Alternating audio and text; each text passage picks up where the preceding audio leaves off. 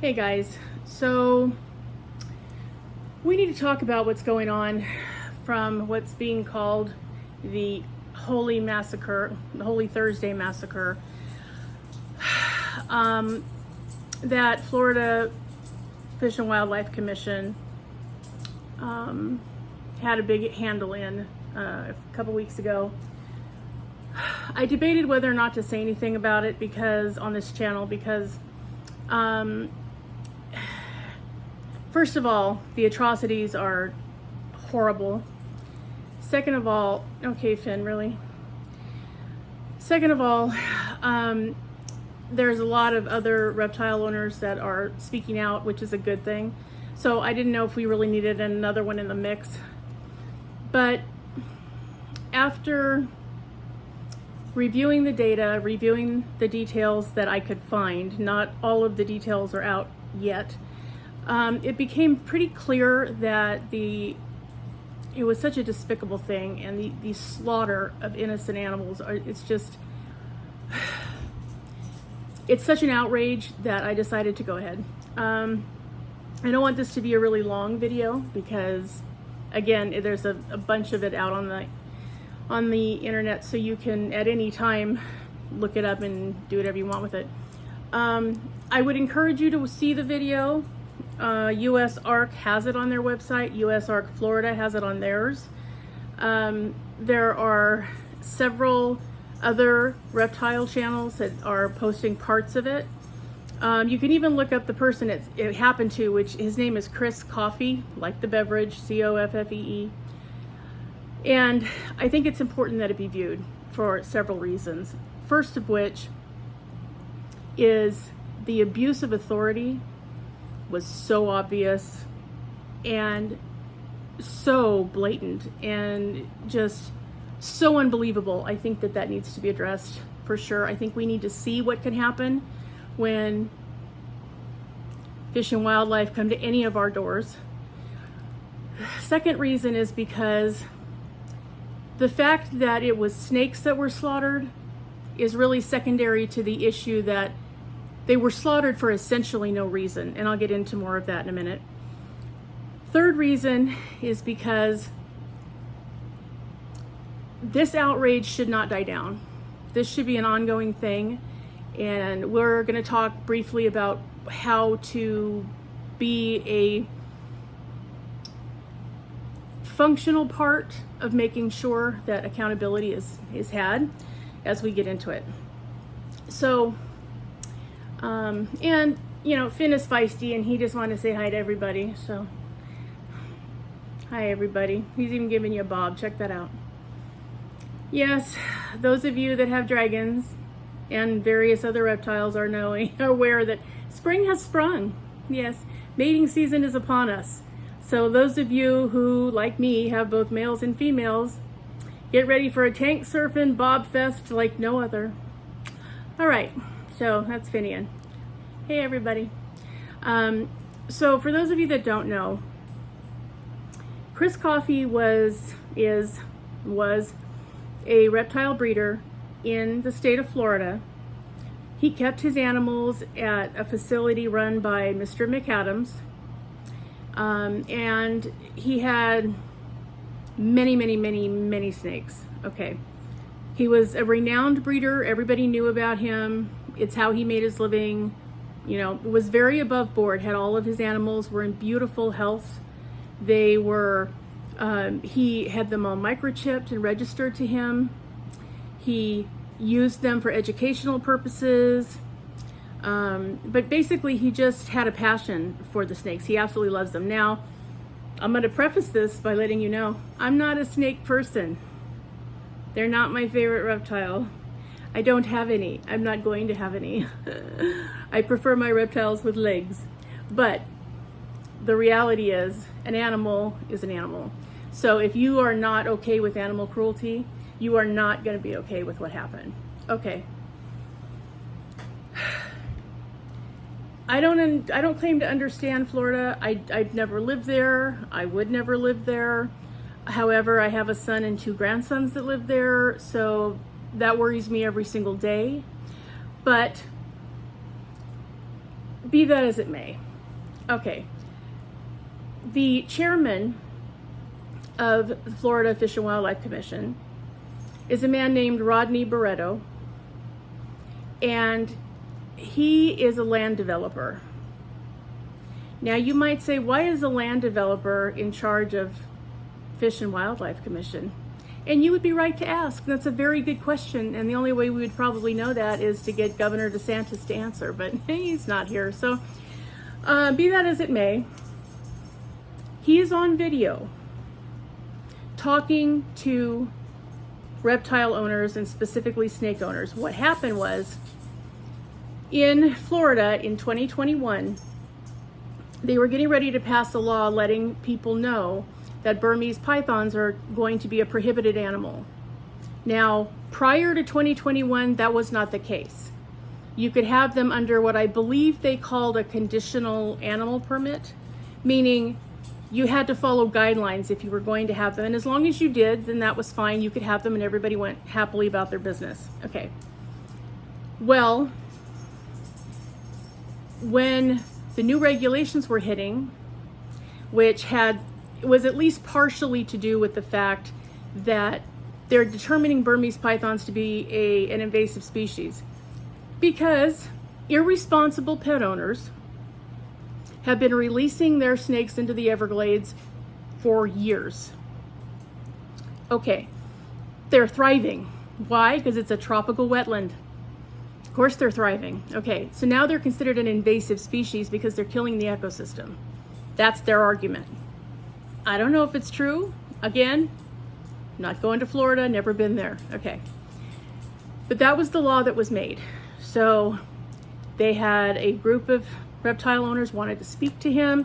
Mr. Barreto had some kind of a forum meeting early in 2021. On video said, don't worry, nobody's coming after your animal. You know, instead of having, you know, the conditional animal permit, you will have to get I don't know what they call it. I think it's a prohibited species permit. And it will have, and the regulations are that you will be allowed to keep your animal till the death of that animal. Now, that's important. You will not be able to breed it. You will not be able to get any more. You will have to keep it, you know, restricted into its enclosure. If you take it out for anything, whether that's educational purposes or to the vet even, they have to double wrap them so that they're as safe as they can possibly be. Now, there are some travesties that went along with that. For instance, those of you who might be familiar with Buttercup, who is a beautiful python, an albino python owned by Kennan on Camp Kennan is his channel. She's gorgeous. She can never again be allowed outside. Literally, she has to stay in her enclosure, which is, and it's a beautiful enclosure. It's huge. It looks like a natural cave setting. I mean, it's beautiful. Cage is still a cage, but where he used to be able to take her out and they'd let her go into the demonstration pond and they would swim with her and she would get exercise and she would get to lay in the sun. Yeah, no, not anymore. She's confined to her enclosure, but that was preferable to him than having to get rid of her. Okay. All right. So, but they did say that you would be able to keep the animal with this prohibited species permit, cataloged, understanding the animal, how old the animal was, have a picture on file, what it looks like, so that Fish and Wildlife was on the same page as you were. You could have the animal till the end of its natural life. You could not breed it. You could not bring in any more. You could not, you know, take it out into the public, none of that. Okay. And anyone who had these creatures would be, in other words, by allowing them to keep them till their natural end of their animal's life, they were considered grandfathered in under the new regulations. Okay. So, Chris Coffey because he had been a breeder, a snake breeder for a very long time, and I mean a conscientious breeder, he went out of his way to make sure that all of his snakes were all healthy. They were all microchipped and registered to him. He was very selective about which ones were breeding. There was no indiscriminate breeding. I mean, it was the way breeding facilities should be run. Okay, let me just put it to you that way.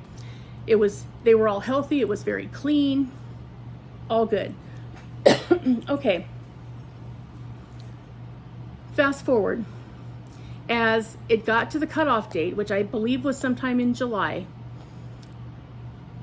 Fish and Wildlife said, okay, you have to be in compliance with this, so you need to rehome them. He said, okay.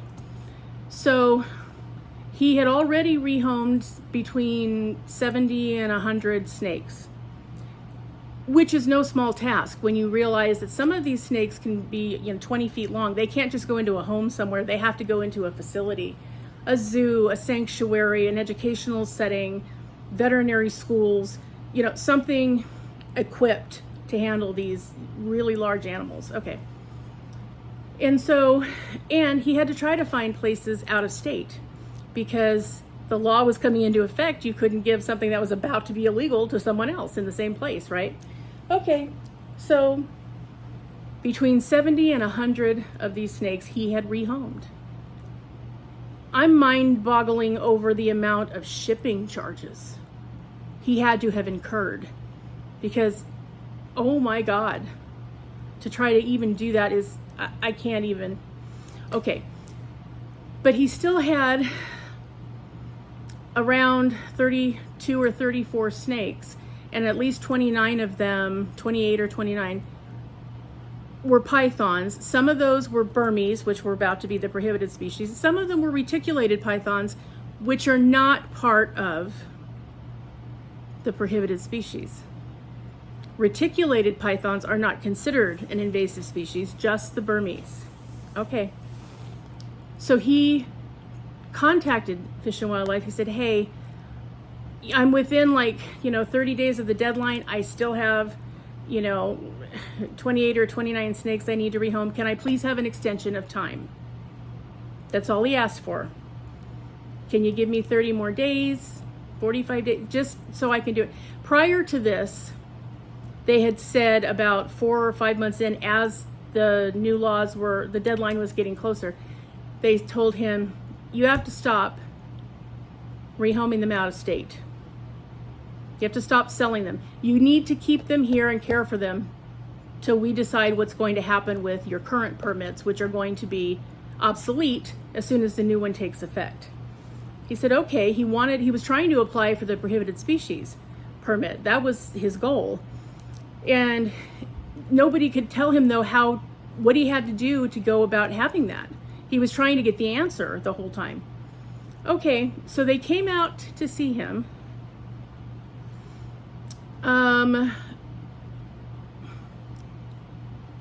Sometime after the deadline. He had been taking care of the snakes like he'd been told to do.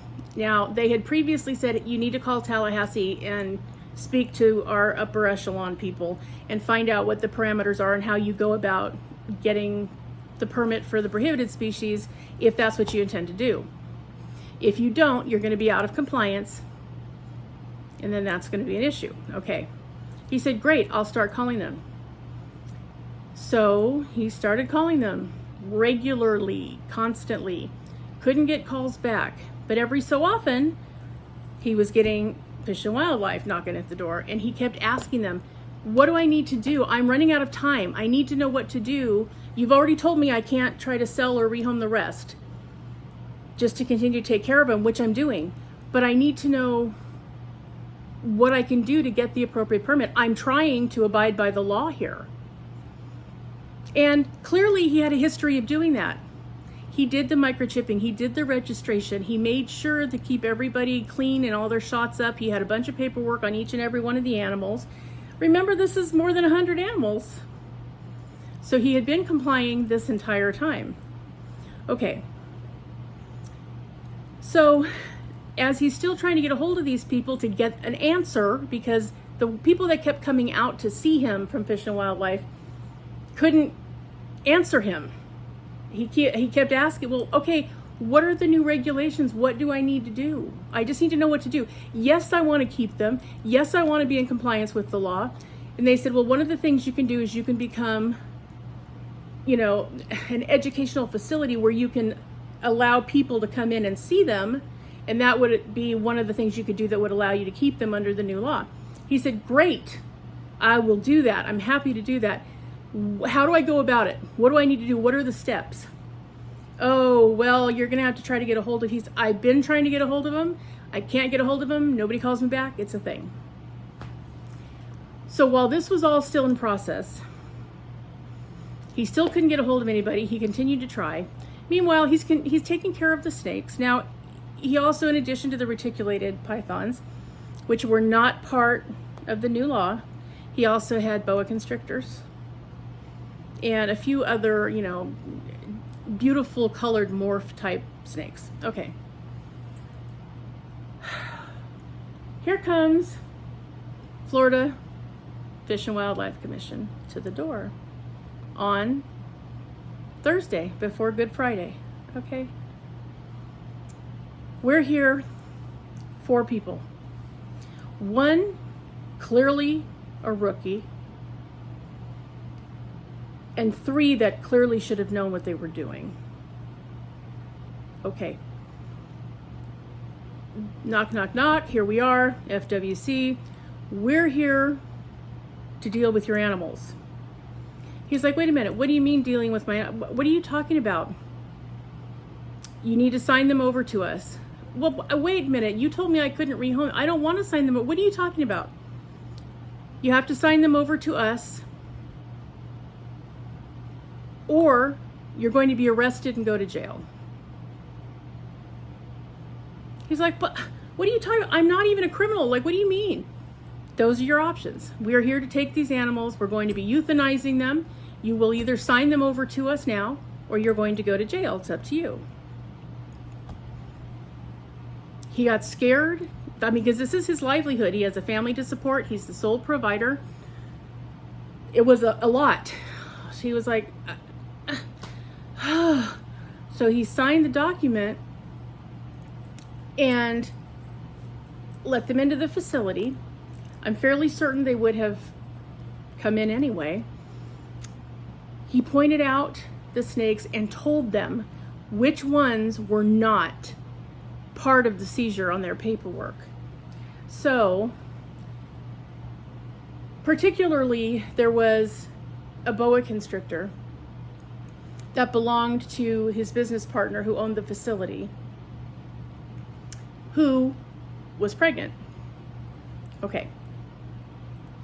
He said, don't touch her.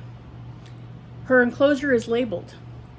Not to mention, I'm a layperson, and I can tell you that a boa constrictor does not look like a python.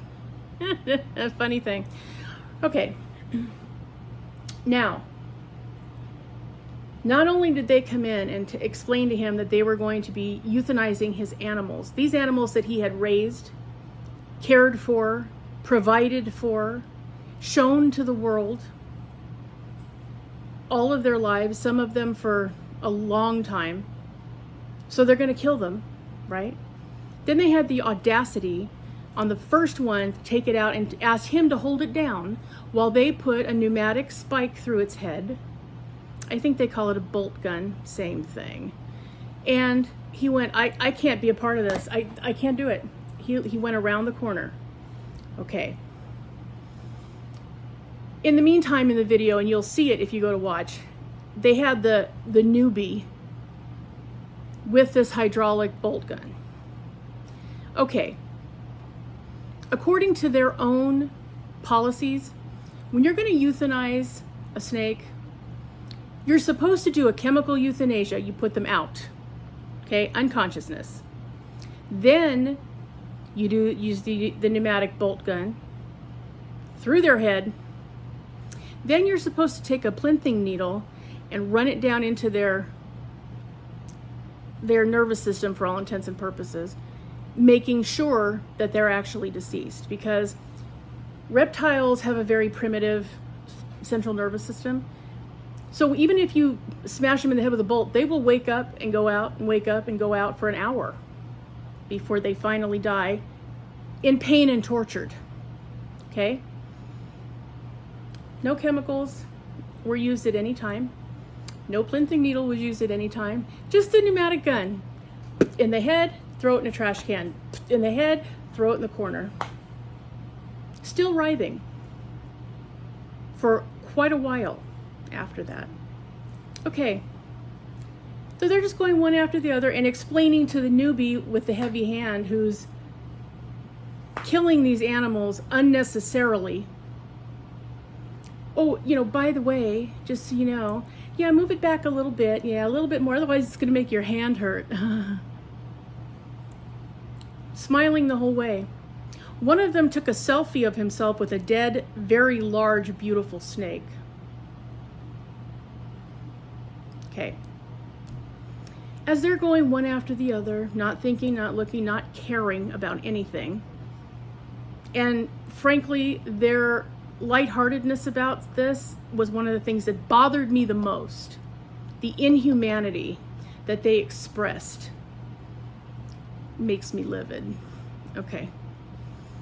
In the midst of all this, they took out the boa constrictor that belonged to his business partner that was pregnant, that they were told not to touch repeatedly. Identified. Took her out, put her on the ground, put a spike through her head, and threw her in a corner. When they realized it, oh my God, we fucked up, oh my God. They knew it, and it took a minute. They threw her in the corner before going to tell the owner what happened. And you can hear the distress, the shock, the pain he was in.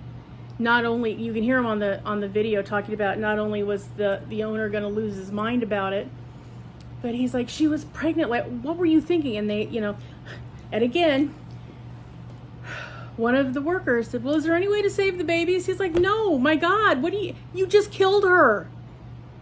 And boa constrictors have live young. They keep the eggs in an egg sac in their body until they're ready to give birth, and then they give birth to live snakes, because for predatory reasons, they have to be able to be on the move as soon as they're here, right? So there would have been no way to save them. He's like, I told you guys 10 times, what are you doing? Oh my God. And you can just hear him, and the distress is so heartbreaking. So heartbreaking. Okay.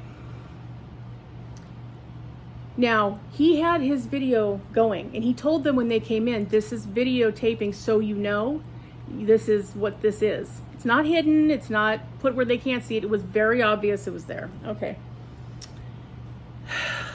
And he said, she had $100,000 worth of babies. You just killed her. She is not part of this. She's a boa constrictor. She's not a python.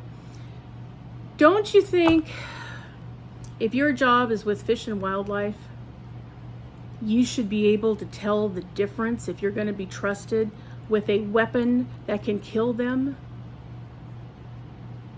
Seems like, I don't know, a prerequisite maybe that you be able to tell the difference between a boa constrictor and a python? Okay. They killed 29 of these snakes. Some of them were retics. They weren't part of the seizure. It looked like a bloodbath. And they left that poor man with nothing but blood puddles all over the facility that he has to clean up. His heart was broken. The grief was terrible. He was so upset about it. He still hasn't been on camera to talk about it because it's that painful. And he did say to one of the reporters that covered it initially, it was like them killing my children. That's how it felt. Okay. The outrage over the loss of life and the carelessness and the giddiness that they did it with, and the inhumane way that they were joyful about it would be enough for me. They're really lucky that I'm not going to be a judge or in the jury. But the fact that this man did everything he could to comply. They even stopped him from rehoming them out of state. He was going to continue to go until they were all taken care of. And I think he probably could have. He'd already done 70 to 100. That's a lot for him to be rehoming. And you mean to tell me that's the only thing that they could think to do was to inhumanely and cruel as possible kill these animals, these beautiful, healthy, loved, obviously well cared for animals? Did you not have anyone, maybe the rookie, instead of worrying about whether or not his hand is going to hurt from the use of the pneumatic gun he was killing these animals with, could he not have been on the phone calling sanctuaries, calling zoos, calling learning facilities, veterinary hospitals, saying, hey, we have a renowned breeder here. We have beautiful, healthy, gorgeous snakes, and we have to rehome the pythons because they're about to become illegal to own here. Can you guys use a couple? You know, I mean, we'll get them to you, but do you know any facilities? You're telling me in 50 states they couldn't have found any place? Yeah, you're not going to get me to believe it. So, that was the initial situation of what happened. Okay. Needless to say, the reptile community is livid about this. For obvious reasons. I don't care for snakes and I'm livid about it. Why? Because what's next?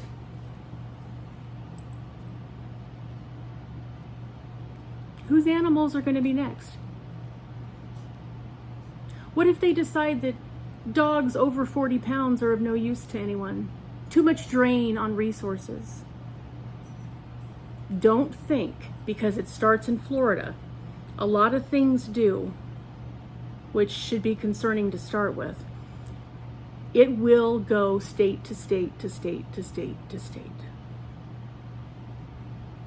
Okay, reptile keepers, people that love reptile keepers, people that love reptiles, people who know how much fun it is to kiss a dragon on its head.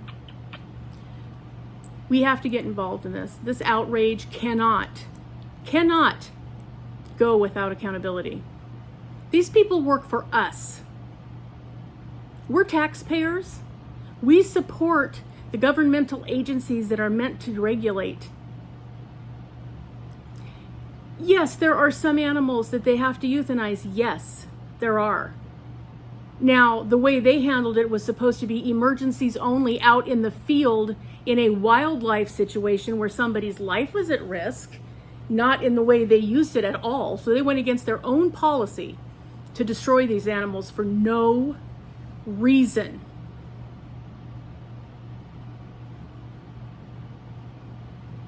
It cannot be allowed to continue. Now, on Florida's FWC page, they have a big statement up. He asked us to euthanize his animals. Okay, excuse me. When you tell somebody sign it or you're going to jail, that's not acquiring permission. That's coercing someone. And no reptile keeper, I don't care who you are. I don't know any, and I know a lot of reptile keepers. I don't know any who would go, will you please kill my animals? They're such a burden. I just can't figure out what to do with them. So can you just take them out? No one ever, under any circumstances, says something like that. It doesn't happen. So again, I would encourage you, if you can stomach it, to watch the video. It's not a long video, but it is hard to watch for anybody that has a soul and a heart. It's going to be tough. But I would encourage you to see it because the atrocity cannot go without accountability. Also, if you can afford a membership at USARK, they have anywhere from $20 a year on up, depending on what level of membership you want. Even if you just want to sign up, which you can do for free to get their newsletter, please do it, because our support is what's going to help these people. If you can afford a donation to USARK Florida, I sent them $10. Please do it, because these animals are worth it and they need it. So if you can afford to do any kind of support, that's great. If you could write an email or a letter to Governor DeSantis, that would be outstanding. What we want is the resignation of these unprofessional, incompetent people that they sent there, and to make sure that this never happens again to anyone, regardless of their animal, in any state. So if you could do that, that would be awesome. Thanks for listening. I'm sorry to new subscribers, because I love all of you. I'm sorry this had to be one of the first videos you've seen. I try to go out of my way not to do a lot of rants, but boy, this caused a rant and it needed to happen. So if you could do that, that would be outstanding. And I hope everybody has a really wonderful weekend. Love your babies. Be thankful that nobody came to your door to ask you if it's okay for them to take them and kill them in front of you, because really, if somebody does come to your door over your animals, I don't care what your animal is, ask for a warrant and tell them, get a recording device, the closest one you have. I don't care if it's a phone, a camera, don't care, do it. Tell them, I will not do anything physically to stop you, but you are entering my home against my will and without my permission. Say those words. Do not let them in. Okay? All right, everybody. Thanks for your support. Thanks for helping out. We got to keep our scale babies safe from the people that would seek to do them harm. All right, guys. Talk to you soon. Bye-bye.